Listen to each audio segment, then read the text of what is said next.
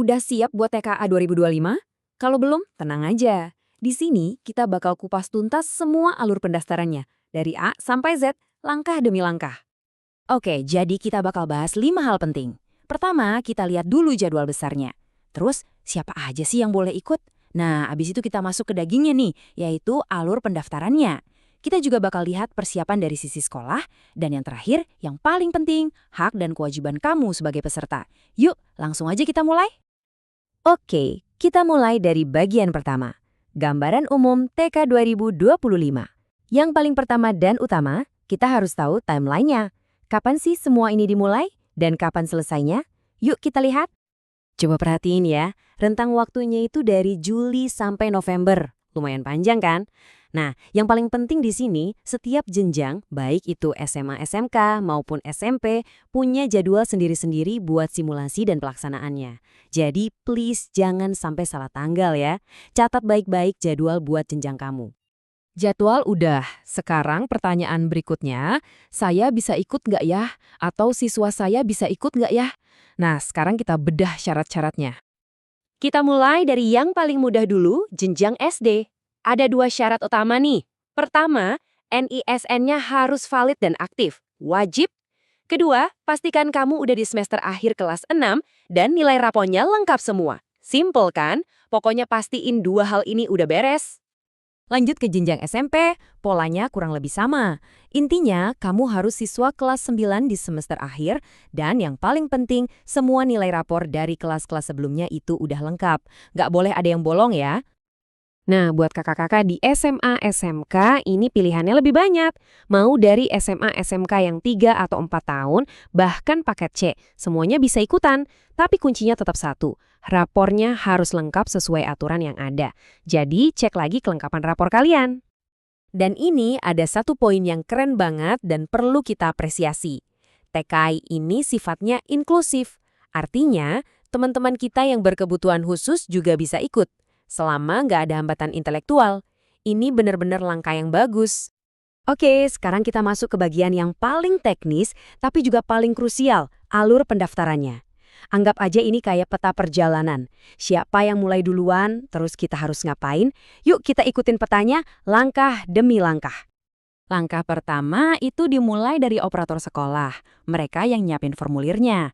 Tapi abis itu bolanya langsung dilempar ke kalian, para siswa. Disinilah peran aktif kalian dimulai. Cek data diri. Dan khusus buat anak SMA atau SMK, kalian harus milih 2 mata uji. Ini keputusan penting pertama kalian loh.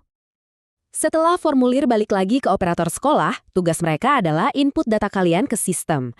Dari situ, datanya naik ke tingkat provinsi, yang nanti bakal ngeluarin yang namanya Daftar Nominasi Sementara atau DNS. Anggap aja ini checkpoint kedua buat kalian. Buat ngecek lagi, data gue udah bener semua belum ya? Dan inilah babak finalnya. Kepala sekolah akan kasih validasi resmi, terus operator provinsi bakal nerbitin daftar nominasi tetap atau DNT, dan akhirnya mendistribusikan kartu peserta. Nah, kalau kartu ini oleh di tangan, itu artinya selamat, kamu resmi jadi peserta. Oke, tadi kita udah lihat kan prosesnya itu kerja bareng antara siswa dan sekolah. Nah, sekarang kita coba intip lebih dalam. Apa aja sih yang harus disiapin sama pihak sekolah? Nah, buat pihak sekolah, ada satu pertanyaan besar di awal, mau jadi tuan rumah sendiri alias mandiri atau mau nebeng di sekolah lain.